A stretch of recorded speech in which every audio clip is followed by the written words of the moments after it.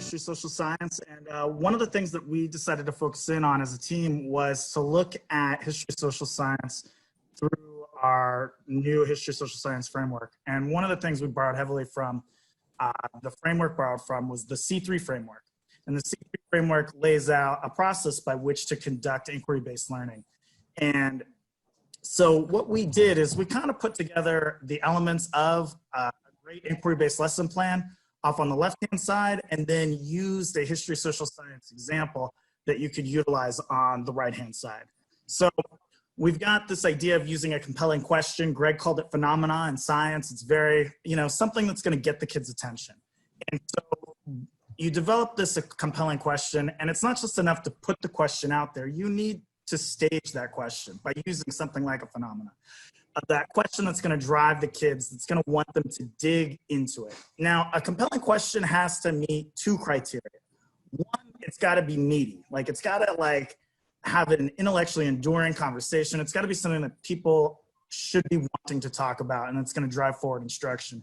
And two, and this is by far and away the most important piece of a compelling question, care about it. It's got to be something that's going to get kids' attention. It's got to be something that is people are going to be interested to talking about. So our compelling question is, when should schools reopen? And one of the ways that we wanted to stage that compelling question is just a simple question.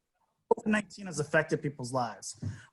We're lucky in this particular example, we've had the world shut down as a result. And so it has that, it satisfies most criteria in that there isn't necessarily a right or wrong answer as to when schools need to reopen. You could reopen them too soon. You might reopen them too late. It depends upon whose advice you're taking and what you're looking at. And then by getting kids to start talking about the different ways that they've been affected by COVID-19, it's really going to help set that up.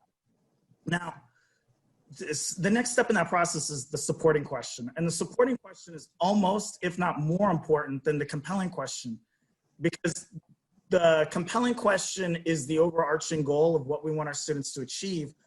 But these supporting questions are going to provide guidance by which students are going to be able to answer those questions. You're going to develop some of those supporting questions. You're also going to develop resources by which they can answer those supporting questions.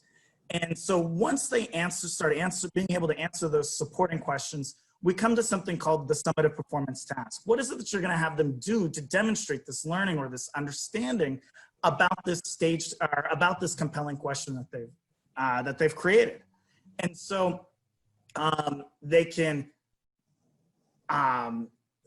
go ahead and write a paper if that's what you want them to have them do. But it's important to kind of keep in mind what it is you're trying to drive at this particular point in time. Are you trying to drive content mastery? Because if you are, you can utilize a variety of means by which students can answer this question or have a summative task. They can write a paper, they can do a flip grade, it could be a one-pager, it could be any one of a number of different items to demonstrate mastery of knowledge. Now, if you're having students go ahead and you're working on your writing history standards, if you're a middle or high school teacher, then you want them to write something. That's going to be important to that. So you don't want to sacrifice whatever it is you're working to maintain or working to develop in our students just to create the illusion of choice. And of course, with our new history social science framework, we're really big on promoting civic engagement. And so that final step is taking informed action.